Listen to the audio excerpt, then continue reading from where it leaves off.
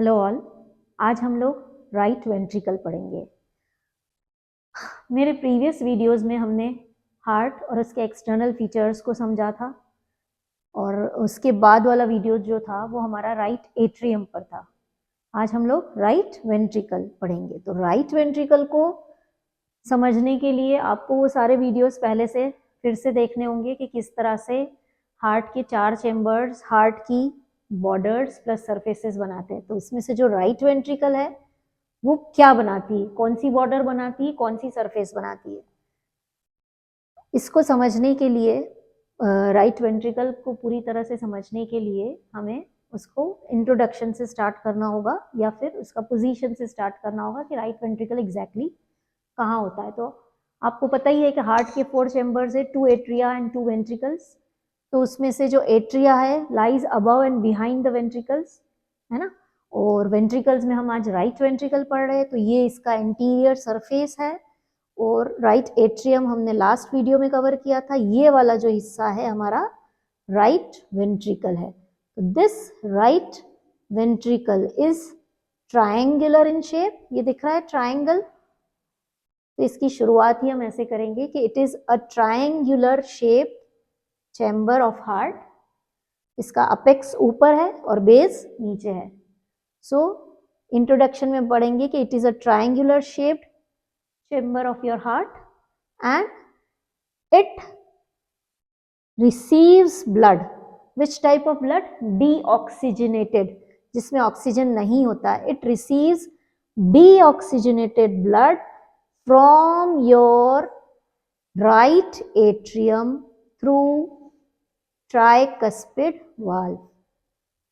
It receives deoxygenated blood from your right atrium through the tricuspid valve, and then it gives back this blood. It pushes this blood to the lungs through your pulmonary trunk या pulmonary arteries. तो introduction में हमको यही लिखना है।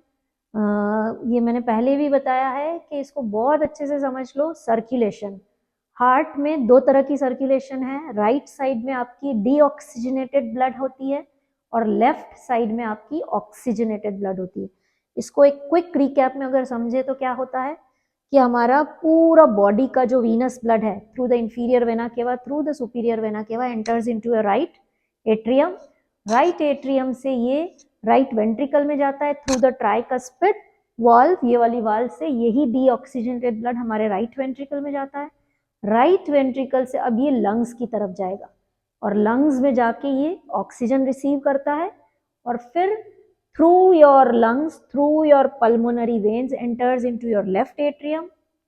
Left atrium से mitral valve से left ventricle में ब्लड जाता है और लेफ्ट वेंट्रिकल से जो हमारा ब्लड है वो पंप होता है through your ascending aorta, arch of aorta, descending aorta and goes to your whole body. तो ये कंसेप्ट एकदम क्लियर होना चाहिए। तो फिलहाल हम राइट एट्रियम नहीं, राइट वेंट्रिकल पढ़ रहे। तो राइट वेंट्रिकल में क्या होता है? राइट एट्रियम का पूरा ब्लड राइट वेंट्रिकल में आता है थ्रू द ट्राइकस्पिड वाल्व। तो इसी को हमको समझना है। इंट्रोडक्शन में हमको लिखना है कि ये एक ट्रायंगुलर चैम्बर है और it receives deoxygenated blood from your upper chamber right atrium through the tricuspid valve. ये हमारी ट्राइकस्पिड वाल्व है।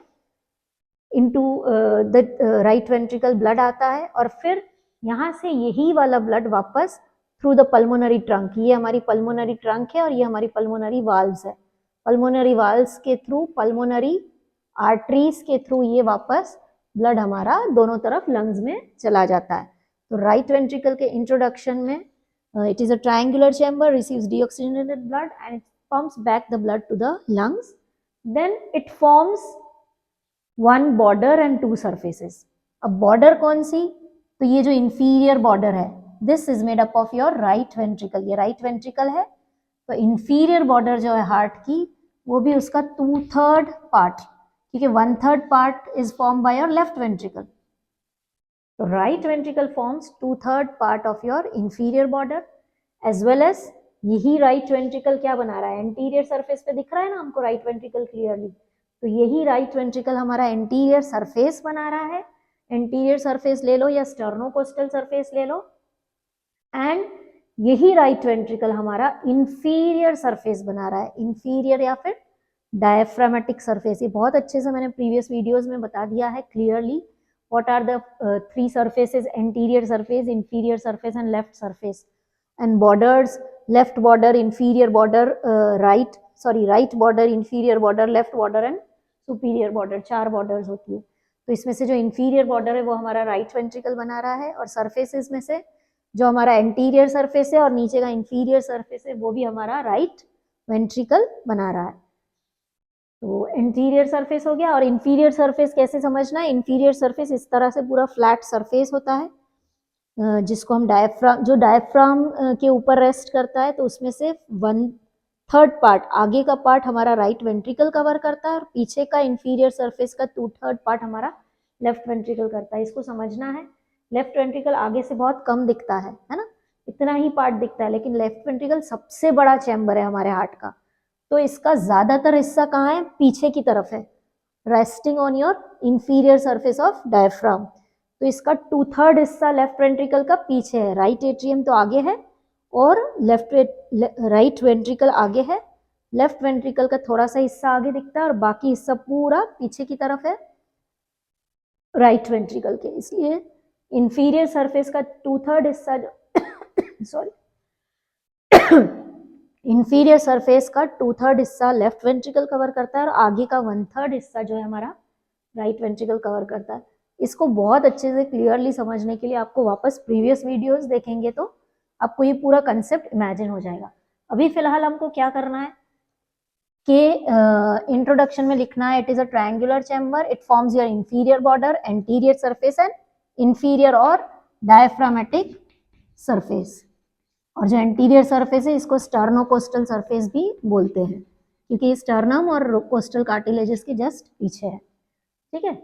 इंट्रोडक्शन के बाद आपको एक्सटर्नल फीचर्स लिखना है. नेक्स्ट पॉइंट, एक्सटर्नल फीचर्स में फिर से externally it forms the 2 surface जो मैंने अभी जस्ट बताया, anterior surface and inferior surface. Anterior surface पूरा इस तरह से और इंफीरियर सरफेस सिर्फ 1/3 पार्ट हमारा राइट वेंट्रिकल बनाता है और 2/3 पार्ट हमारा लेफ्ट वेंट्रिकल बनाता है जो पीछे की तरफ होता है. फिर इसी एक्सटर्नल फीचर्स में internally this right ventricle is divided into 2 parts. एक है इसका ये वाला हिस्सा या फिर इनफ्लोइंग पार्ट जहां से ब्लड एंटर हो रहा है. तो interior of your right ventricle is divided into 2 parts. The inflowing part is rough. ये पूरा एरिया रफ दिख रहा है और ये रफ क्यों है? Because of presence of muscles. तो द इनफ्लोइंग पार्ट जिसमें ब्लड एंटर हो रहा है, जिस हिस्से में, the inflowing part is rough and it is made up of many muscular ridges और muscles. These muscles are known as trabeculae carneae. Trabeculae carni. Interior is formed of 2 parts. One part is the inflowing part which is rough, made up of many muscles.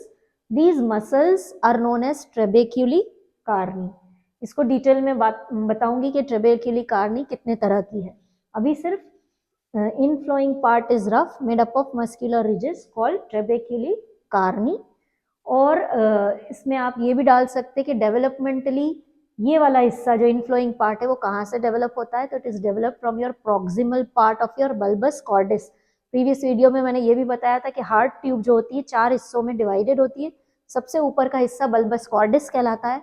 Bulbs कॉर्डिस के proximal part से ये हमारा rough inflowing part develop होता है. And second is your outflowing part which is smooth and it is also known as infundibulum. ये कहाँ है? ये हमारा ऊपर का हिस्सा, ये वाला हिस्सा, ये जो ऊपर का हिस्सा है ये वाला हिस्सा स्मूथ है और इसको हम infundibulum भी कहते हैं. This is your infundibulum.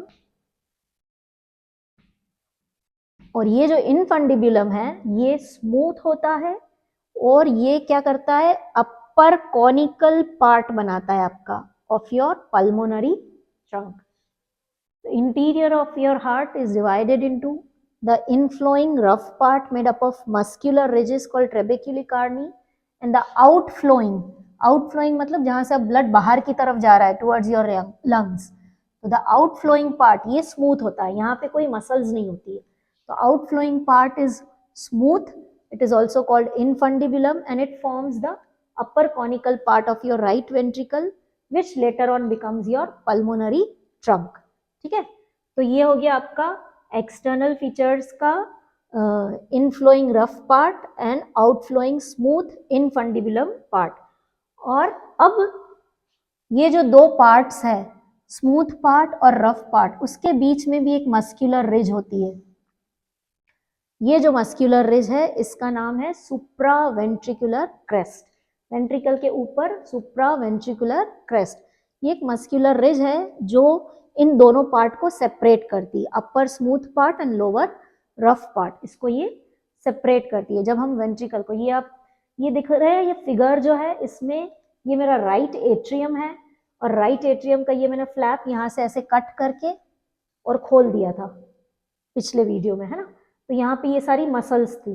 अब हम राइट वेंट्रिकल पढ़ रहे हैं, तो राइट वेंट्रिकल को हमने क्या किया है, इस तरह से अंदर का ये व्यूज देख रहे हैं हम, ये पूरा अंदर का व्यू है, inside view. This is your septum, this is your right ventricle का आउटर बॉर्डर, और ये हम इनर व्यू देख रहे हैं. तो इनर व्यू में हमको क्या दिख रही है, बहुत सारी मसल्स दिख रही है, ये हमको कस्प दिख रहा है.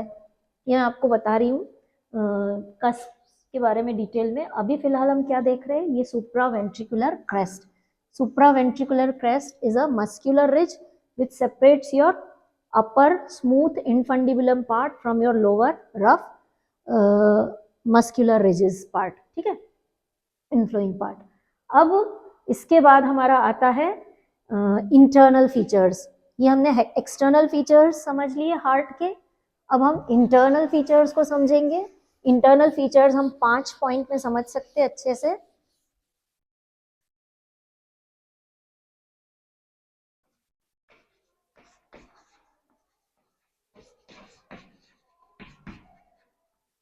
इंटरनल फीचर्स में सबसे पहले आएगा उसका इंटीरियर, मतलब हार्ट के अंदर, राइट वेंट्रिकल के अंदर जाकर हम देखेंगे तो हमें क्या दिखेगा. तो सबसे पहला है इट हैज 2 orifices. orifices मतलब ओपनिंग्स. इट हैज 2 orifices और ओपनिंग्स.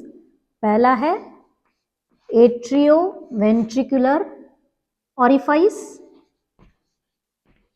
और दूसरा है पल्मोनरी orifice. एट्रियोवेंट्रिकुलर orifice मतलब एट्रियम और वेंट्रिकल के बीच में जो ओपनिंग है उसको बोलते हैं atrioventricular orifice which is guarded by your atrioventricular valve और tricuspid valve. इस एट्रियोवेंट्रिकुलर वाल्व को हम ट्राइकस्पिड वाल्व भी बोलते हैं क्योंकि इसमें 3 कस्प्स होते हैं, 3 इस तरह से कस्प्स होते हैं. कस्प्स क्या है, उसके कवरिंग्स, फ्लैप्स. जो वाल्व है एक ओपनिंग है, तो ओपनिंग के क्या है, कस्प है या लीफलेट्स है, या हम इसको एक डोर की तरह अगर समझे तो एक दरवाजा है, एक डोर है और उस डोर के 3 दरवाजे हैं. तो ये दरवाजे बंद होते हैं और ये दरवाजे ऐसे खुलते हैं, तो इसको हम बोल रहे हैं कस्प्स. तो ये जो ट्राइकस्पिड वाल्व है इसमें 3 कस्प है, और इस फिगर में आपको ये जो कस्प दिख रहा है this is the anterior cusp. काफी इसको बड़ा करके दिखाया गया है, and it is also a larger cusp. This is your anterior cusp. Posterior cusp आपको नहीं दिखेगा, और एक होता है सेप्टल कस्प जो सेप्टम की तरफ होता है. तो this is your anterior cusp. तो पहला पॉइंट में it has 2 orifices. One is atrioventricular orifice guarded by atrioventricular valve और tricuspid valve, और सेकेंड है हमारा pulmonary orifice. pulmonary orifice मतलब ये वाला, यहाँ पर जो ओपनिंग है जो पल्मोनरी ट्रंक में खुलता है, it is guarded by your pulmonary valves. Pulmonary valves भी 3 कस्प्स में होती है और उसका शेप सेमिल्यूनर होता है, इसलिए इसको सेमिल्यूनर वाल्व भी बोलते हैं. तो this pulmonary orifice is guarded by the pulmonary valve. उसके बाद सेकेंड पॉइंट है हमारा मसल्स. जैसे कि मैंने बताया था कि ये जो inflowing rough part है, it is made up of muscular ridges. These muscular ridges were known as क्या था इसका नाम, ट्रेबेक्यूली कार्नी, राइट। तो ये जो मस्क्यूलर रिजेस है जो हमारे इनफ्लोइंग रफ पार्ट में है, they are known as trabeculae carneae, and this trabeculae carneae are of 3 types. ये मैं लिख रही हूँ, जो मसल्स है इसमें, इसका नाम है ट्रेबेक्यूली कार्नी, और ये 3 टाइप की होती है, रिजेस, ब्रिजेस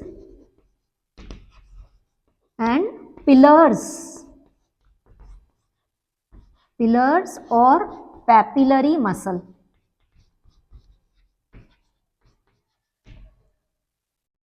सेकेंड पॉइंट हम इंटरनल फीचर्स में समझ रहे हैं कि the interior is made up of trabeculae carneae muscles, and this trabeculae carneae are of 3 types, ridges, bridges and pillars.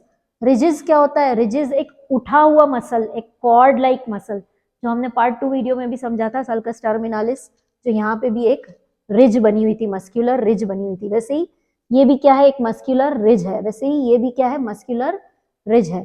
तो बहुत सारी मस्क्यूलर रिज मतलब उठी हुई muscle, elevated part in a form of a cord is known as ridges. फिर bridges क्या होगी? Bridges जो कनेक्ट करती है जो मसल यहाँ से यहाँ, यहाँ से यहाँ, इस वेंट्रिकुलर वॉल को इससे इससे, they are bridges. And third is the pillars. Pillars या फिर उसको बोलते हैं पैपिलरी मसल्स। राइट वेंट्रिकल में हमारे पास 3 पैपिलरी मसल्स है, anterior papillary muscle, posterior papillary muscle and septal papillary muscle. अब ये जो पैपिलरी मसल है, anterior papillary, posterior papillary and septal papillary, इस पैपिलरी मसल को अच्छे से हमको समझना है। पैपिलरी मसल्स एग्जैक्टली क्या करते हैं? पैपिलरी मसल्स जो है उसका एक end, one end of the papillary muscle is attached to the ventricular wall. ये मेरा एंटीरियर पैपिलरी मसल है। तो one end of the papillary muscle is attached to the ventricular wall and the other end of the papillary muscle is attached to the cusp, through chorda tendini. chorda tendini क्या होती है? Strings होती है धागे की तरह, ये है chorda tendini। अगर इस फिगर में भी देखें तो ये हमारा पैपिलरी मसल है, ये मेरा पैपिलरी मसल है। This papillary muscle is attached to the ventricular wall at one part, at one end, and the other end of the papillary muscle is attached to the cusp. ये हमारी cusps है, through chorda tendini। ये chorda tendini क्या है? एक तरह की strings है, धागे है, डोरिया है। अगर आप पैराशूट को इमेजिन करते हैं तो पैराशूट में ऊपर क्या है? ऊपर जो हमारा जो कपड़ा है पैराशूट का, डोम शेप का जो कपड़ा है, उसको समझ लीजिए कस्प है वो आपके वाल्व्स के, और ये जो कस्प्स है वो धागों से बंधे हुए, डोरियों से ये कस्प्स नीचे की तरफ मशीन में बंधे हुए होते हैं ना। तो वही चीज हमारे हार्ट के वाल्व्स में होती है। हार्ट के जो वाल्व्स है उसकी कस्प होती है, लीफलेट्स होती है, या फिर एक तरह का जैसे मैंने बताया कि एक दरवाजा, एक हमारा जो गेट है उसके 2 दरवाजे होते हैं, तो समझ लो कि 3 दरवाजे हैं। तो ये जो तीनों दरवाजे हैं या कस्प्स है, ये तने हुए होते, खिंचे हुए होते हैं बाय द पैपिलरी मसल। और जब ये पैपिलरी मसल कॉन्ट्रैक्ट और रिलैक्स होते हैं तब ये कस्प्स हमारे खुलते और बंद होते। तो पैपिलरी मसल का यही रोल है, हमारी मसल्स कॉन्ट्रैक्ट और रिलैक्स होती है। तो जब ये कॉन्ट्रैक्ट होगी तो ये कॉर्डी टेंडिनी, यानी कि ये जो डोरिया है, ये जो स्ट्रिंग्स है, उसको खींच के ये कस्प्स को खोल देंगी, तो हमारा ऑरिफाइस ओपन हो जाएगा और ब्लड इजीली पास होगा।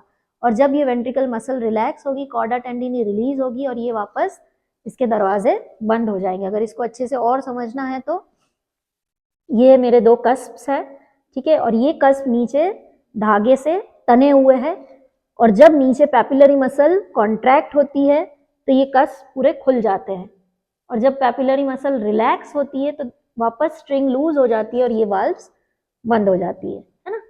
तो यहाँ पे ये वाला जो हमारा वाल्व है anterior cusp, this is the anterior cusp, this is pulled by the strings or the chorda tendini, ये सारी chorda tendini है which is attached to your papillary muscle। इस फिगर में और क्लियरली बड़ा व्यू है कि ये कस्प खिंची हुई है through your papillary to your papillary muscle through your chorda tendini। तो हमारे पास 3 पैपिलरी मसल्स हैं, anterior papillary muscle, posterior papillary muscle and septal papillary muscle. जो एंटीरियर पैपिलरी मसल है वो सबसे बड़ी है, it is largest and it is situated anteriorly, क्योंकि ये व्यू हमारा एंटीरियर व्यू है तो हमको anterior papillary muscle clearly visible है। Its one end is attached to ventricular wall, other end is attached to your cusp through the chorda tendini। Posterior papillary muscle जो है it is small and irregular, और हमारा जो septal papillary muscle है, septal papillary muscle is divided into numerous small projections in the shape of a nipple. जो septal papillary muscles है are divided into small projections like nipples. ठीक है, तो ये तीनों हमारी पैपिलरी मसल्स हो गई। इसके बाद हमारा थर्ड पॉइंट आता है, third point is your moderator band.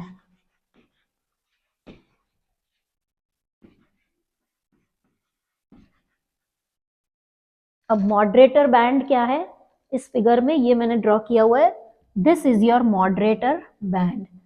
Moderator band is extended from your interventricular septum, this is your interventricular septum.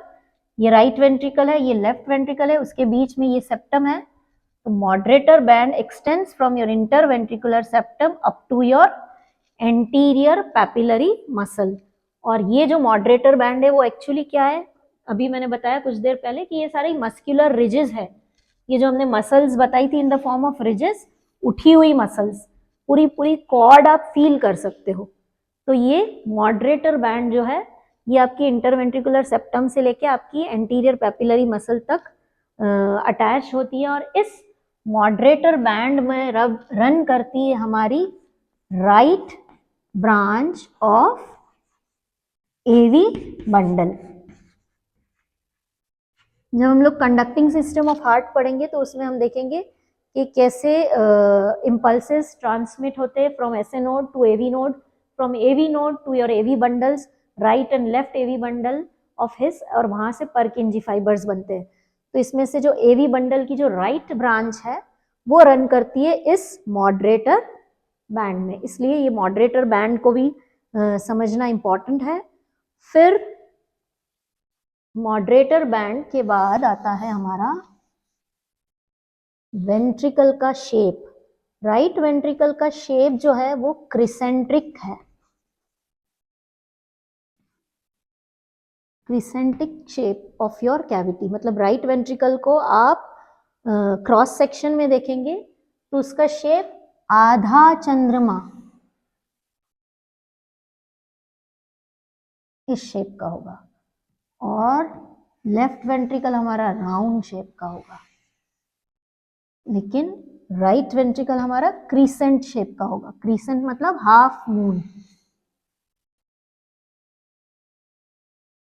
ठीक है, this right ventricle is crescentic shape because of the interventricular septal bulging. जो दो ventricles के बीच की जो septum है वो इस तरह से आगे बल्ज हो जाती है कि राइट वेंट्रिकल को ये इस तरह से क्रिसेंट शेप दे देती है, और लेफ्ट वेंट्रिकल हमारा पूरा सर्क्यूलर होता है।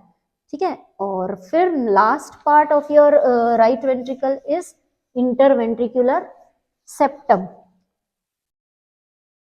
इंटरवेंट्रिकुलर सेप्टम जो है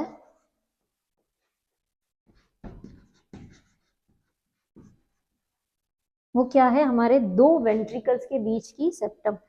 एक्चुअली मैं एग्जैक्टली बीडी चौरसिया को फॉलो करती हूँ, उसमें जो पॉइंट्स लिखे हुए हैं मैं उसको एक्सप्लेन करती हूँ, जिससे आप मेरा वीडियो देखकर बुक पढ़ेंगे बीडी चौरसिया की तो बहुत क्लियरली समझ में आएगा एक एक पॉइंट। और अगर पढ़ते हुए कोई चीज़ समझ में नहीं आती तो आप मेरे वीडियो को ज़रूर देखिए, उसमें मैंने एक एक वर्ड टू वर्ड सेंटेंसेस वगैरह सब डिटेल में क्लियर करके एक्सप्लेन किया है। तो अब जो नेक्स्ट पार्ट है इंटरवेंट्रिकुलर सेप्टम, छोटा सा पार्ट है। What is interventricular septum? दो वेंट्रिकल्स के बीच का सेप्टम। दिस इंटरवेंट्रिकुलर सेप्टम क्या है? एक तरह का लेयर है जो हमारे दो वेंट्रिकल्स को सेपरेट करता है। And this is placed obliquely, ये हमारी बॉडी में ओब्लिकली प्लेस्ड है, इस तरह से प्लेस्ड है कि जो इसका एंटीरियर सरफेस है that is running forward and towards your left, और उसका जो लोअर सरफेस है या पोस्टीरियर सरफेस है रन्स बैकवर्ड, सॉरी एंटीरियर या अपर सरफेस जो है runs left and forward, and lower और surface runs backward and downward and to your left. तो हार्ट को समझना बहुत डिफिकल्ट है, क्योंकि जैसा हम ड्रॉ करते हैं ना दो एट्रियम और दो वेंट्रिकल, वैसा बॉडी में हार्ट हमारा प्लेस्ड नहीं होता है। ये जो चार चेम्बर्स है ये इस तरह से बॉडी में प्लेस्ड होते हैं कि जो एट्रियम, जो दोनों एट्रियम है वो थोड़े पीछे की तरफ होते हैं और दोनों वेंट्रिकल आगे की तरफ होते हैं, पूरा एंटीरियर सरफेस कवर करते हैं। ये आपने देखा ना, ये एंटीरियर व्यू है, इसमें से राइट एट्रियम का पार्ट तो बहुत ही छोटा है और राइट वेंट्रिकल और लेफ्ट वेंट्रिकल पूरा एंटीरियर सरफेस कवर करता है ना। और इसमें लेफ्ट एट्रियम तो दिखता ही नहीं है, left atrium goes at the posterior side. तो हार्ट को अच्छे से अंडरस्टैंड करना है कि आगे जो है, आगे का जो हिस्सा वो पूरा बना हुआ है part of your right atrium and both ventricles. तो वेंट्रिकल्स ही पूरा आगे का हिस्सा कवर करती है और राइट एट्रियम थोड़ा सा दिखता है और लेफ्ट एट्रियम तो दिखता ही नहीं, वो पीछे की तरफ चला जाता है, ठीक है ना। तो अब इंटरवेंट्रिकुलर जो सेप्टम है वो भी किस तरह से प्लेस्ड है? ओब्लिकली प्लेस्ड है, and the anterior surface is towards left and forward and the posterior surface is towards your right, and the posterior surface is left and backwards. And this interventricular septum, in the upper part it is membranous, like a thin membrane dividing the two ventricles as well as your right atrium and left ventricle. इसको भी समझना होगा, imagine करना होगा। And the lower part is thick and muscular, जो नीचे का interventricular septum है it is very thick and muscular and separates your two ventricles. तो ये इंटरवेंट्रिकुलर सेप्टम हो गया। हम अगर राइट वेंट्रिकल को फिर से समझे, क्विक रिकैप, तो आपको ये बताना है कि राइट वेंट्रिकल क्या है, पहले तो ये समझना है। तो राइट वेंट्रिकल हमारे हार्ट के जो चार चैम्बर्स है उसमें से एक चैम्बर है जो राइट साइडेड प्लेस्ड है एंड इंफीरियरली प्लेस्ड है। ऊपर हमारा लेफ्ट एट्रियम है, राइट एट्रियम है और नीचे हमारा राइट वेंट्रिकल है ऑन योर राइट साइड। तो चार चैम्बर्स जो है उसमें से ऊपर राइट एट्रियम है, नीचे राइट वेंट्रिकल है, लेफ्ट साइड में लेफ्ट एट्रियम है और लेफ्ट वेंट्रिकल है।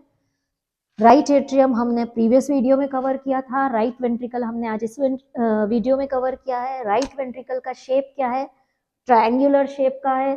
ये डीऑक्सीजनेटेड ब्लड राइट एट्रियम से कलेक्ट करता है थ्रू द ट्राइकस्पिड वाल्व, और यही ब्लड ये वापस थ्रू द पल्मोनरी वाल्व, ये पल्मोनरी ट्रंक से पास करता है लंग्स में। इस राइट वेंट्रिकल को हमने देखा कि हमारी इंफीरियर बॉर्डर बनाता है, एंटीरियर सरफेस बनाता है और इंफीरियर या डायफ्रामेटिक सरफेस बनाता है। इसका इंटीरियर पार्ट देखें तो it is divided into rough inflowing part, smooth outgoing part. जो रफ इनफ्लोइंग पार्ट है जो अंदर की तरफ आ रहा है, it is made up of many many many muscles. These muscles are nothing but in the form of ridges, bridges and papillae और pillars। और इन मसल का नाम है ट्रेबेक्यूली कार्नी, और ये रिजेस के फॉर्म में होती है, ब्रिजेस के फॉर्म में होती है और पैपिलरी मसल के फॉर्म में होती है। उसके बाद इसका प्रॉपर इंटीरियर देखें तो आपको दो ऑरिफाइस मिलेंगे, atrioventricular orifice and pulmonary orifice.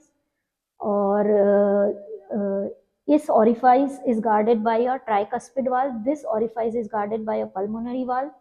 इसके बाद ये जो मसल्स है इसको हमने समझा कि मसल्स में रिजेस होती है, ब्रिजेस होती है और पिलर्स होती है। रिजेस में दो रिजेस समझी हमने, सुप्रा वेंट्रिकुलर क्रेस्ट जो हमारा लोअर रफ पार्ट को अपर स्मूथ पार्ट से डिवाइड करता है। एक है इसी रफ रिजेस में एक होती है मॉडरेटर बैंड, और फिर ब्रिजेस होती है, बहुत सारी ऐसी मसल्स जो ब्रिज बनाने का काम करती है। और तीसरी है पिलर्स या पैपिलरी मसल्स, जो 3 होते हैं राइट वेंट्रिकल में, anterior papillary muscle, posterior papillary muscle and septal papillary muscle. उसमें से जो एंटीरियर पैपिलरी मसल है, it is attached to your ventricular wall and anterior cusp of your tricuspid valve through the chorda tendini, which are the strings joining the cusp and the papillary muscles, जो उसको तान के रखता है, खींच के रखता है, ठीक है। and the anterior papillary muscle is the largest, which is visible in this figure. Then there is posterior papillary muscle, which is small and irregular, and there is septal papillary muscles, which are in the form of nipples. Papillary muscles के बाद हमने देखा कि अच्छा, इसमें एक और बात मैंने बताना भूल गई थी कि जो पैपिलरी मसल्स है, these are attached through the chorda tendini to contiguous cusps. contiguous cusp मतलब आसपास, next to each other. Contiguous word book में भी दिया गया है कि नेक्स्ट टू ईच अदर, जो ना इस कस्प के पास वाला जो दूसरा कस्प है, तो दोनों कस्प से स्ट्रिंग्स निकल रही है जो एक मसल से अटैच्ड है। मतलब एक मसल अटैच्ड होती है 2 कस्प से थ्रू द कॉर्डा टेंडिनी। अगर ये वाली मसल है तो ये इस कस्प से भी अटैच्ड है और दूसरी कस्प से भी अटैच्ड है। अगर ये वाली मसल है तो ये भी 2 कस्प से अटैच है। कंटीजियस कस्प मतलब आसपास के दोनों ही कस्प से सिंगल पैपिलरी मसल अटैच्ड है इस फिगर में, ठीक है। देन मॉडरेटर बैंड की बात की थी कि moderator band runs from your interventricular septum to your papillary muscle and it carries right AV bundle of His. And last point was your ventricle की कैविटी जो है वो क्रीसेंट शेप की होती है because of your bulging of interventricular septum. और इसमें एक और 5th पॉइंट मैंने बताना भूल गई थी, इसका इंटरनल फीचर्स का एक 5th पॉइंट ये है कि जो राइट वेंट्रिकल की जो वॉल है, it is thinner than the left ventricle and it is in the ratio of 1:3। मतलब राइट वेंट्रिकल की जो वॉल है, हार्ट क्या है हमारा, मस्कुलर बैग है, उसकी जो वॉल है वो मसल्स से बनी हुई है। तो राइट वेंट्रिकल की वॉल और लेफ्ट वेंट्रिकल की वॉल अगर हम कंपेयर करेंगे तो लेफ्ट वेंट्रिकल ज़्यादा मोटा है, made up of more muscle, because left ventricle को ज़्यादा वर्क करना है, उसको पंप करना है ब्लड टू होल बॉडी। तो left ventricle is 2/3 part of your muscles and right ventricle is only 1/3 part. तो एक हिस्सा राइट वेंट्रिकल का है तो 3 हिस्से लेफ्ट वेंट्रिकल के हैं। तो राइट वेंट्रिकल की वॉल की muscle is thinner than the left ventricular wall. और फिर इंटरवेंट्रिकुलर सेप्टम पढ़ा, जो छोटा सा है। Interventricular septum is the septum which divides the 2 ventricles and it is placed obliquely towards right and upper part is towards right and lower part is towards your left and backwards and posteriorly, and this interventricular septum divides the 2 ventricle. It is membranous in the upper part and muscular and thick in the lower part। तो ये हमारा right ventricle complete हो गया। अब हम next video में हमारा left ventricle और अप्लाइड एनाटॉमी को समझेंगे, ठीक है। Thank you so much.